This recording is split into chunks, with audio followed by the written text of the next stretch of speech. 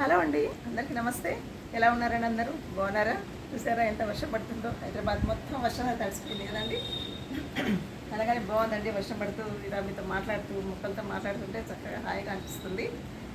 ఒకసారి చూడండి ఈ చెట్టు, మీకు ఈ చెట్టు గురించి చెప్దాం అనుకుంటున్నాను. అన్నట్లు తెలుసు కదా మీకు, గిరిజ హోమ్ గార్డెనింగ్ అండి నా ఛానల్ పేరు, మీకు అందరికీ తెలుసు. ఈ చెట్టు గురించి కూడా ఇంతకుముందు నా వీడియో చూసిన వాళ్ళకైతే బాగా అర్థమై ఉండొచ్చు. ఎందుకంటే ఎలాంటి గాలి వర్షం అది పడుతూ ఉంటే చెట్టు ఇలా వంగిపోయి సగానికి పైగా విరిగిపోయిందండి. ఆ టైంలో చూసారా ఇక్కడ నేను దీనికి పసుపు పూసి కొంచెం తర్వాత అలోవెరా పెట్టి అలా కట్టుకట్టినట్లు పెట్టానండి. ఈ గ్రీన్ది కనిపిస్తుంది కదండి, ఇక్కడ ఇరిగిందండి. ఇక్కడ ఇరిగినప్పుడు చేశాను. అది అప్పటికప్పుడే ఒక 4 రోజుల లోపల బాగా అతుకుపోయిందండి. అతికి మంచిగా బ్రతుకుతుందండి. చూసారండి ఎంత మంచి మంచి మొగ్గలు వచ్చేస్తున్నాయో దీనికి. ఇదిగో చూడండి మొగ్గలు ఇక్కడంతా.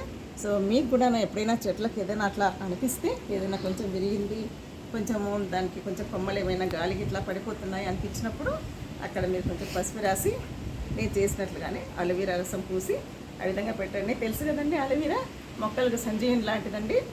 చనిపోయే మొక్కలు కూడా బ్రతికిస్తుందండి. అలా చేయండి మీరు. తర్వాత తులసమ్మ చెట్టును పరిచయం చేయనక్కర్లేదు మీకు. ఈ కాలంలో వర్షాకాలంలో మనకందరికీ చాలా ఉపయోగపడే చెట్టు అండి. చిన్నపిల్లలకు కానీ మనకు కానీ ఎవరికైనా సరే జలుబు చేసి జ్వరం వచ్చి అలాంటి సమయంలో తులసి ఆకులు చాలా మనకు ఉపయోగపడతాయండి. అంతేకాకుండా ఇంట్లో తులసి చెట్టు ఉంటే మనకందరికీ చక్కగా ఆనందంగా ఉంటుంది, అందరికీ మంచి కలుగుతుంది. లక్ష్మీదేవి మన ఇంట్లో ఉన్నట్లే ఉంటుందండి. అందరికీ తెలిసిందే కదండి మీకు. ఇక్కడ చూడండి, దీన్ని మనము చామ ఆకులు అంటాం, చామకూర. ఈ చామకూర కూడా మనం ఎట్లా మొలకెత్తిస్తామంటే, ఇంతకుముందు మీకు ఆలుగడ్డల గురించి చూపించాను. అదేవిధంగా చామగడ్డలు ఇక్కడ పెట్టానండి, కింద పెట్టి దాని మీద కొంచెం మట్టి ఎరువులు వేసాను. చూడండి ఎంత పెద్ద పెద్ద ఆకులుగా వచ్చేసాయో, పెద్దగా పొడుగ్గా పెరిగిపోయాయి. చూస్తారు కదా, చామకూర అంటారండి దీన్ని మనము పప్పులో కూడా వేసి వండుకుంటాము, చక్కగా వేపుడు చేసుకొని తింటాము. అదేవిధంగా చామగడ్డలు అడుగులు వస్తాయండి దీనికి, తెలుసు మీకు అందరికి కదా. ఆ చామగడ్డలు కూడా చిన్న చిన్నగా చాలా అందంగా ముద్దుగా వస్తాయండి.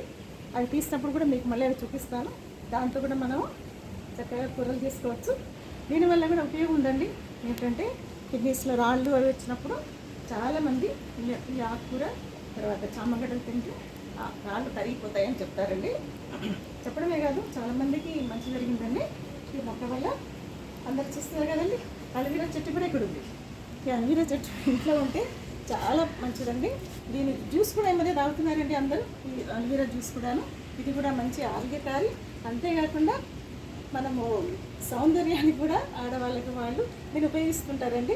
మొహం మీద మంచిగా మచ్చలు లేకుండా, చక్కగా ముడతలు లేకుండా ఇవన్నీ ఉండాలంటే దీన్ని ఉపయోగించి అందరూ వాడుకుంటారండి.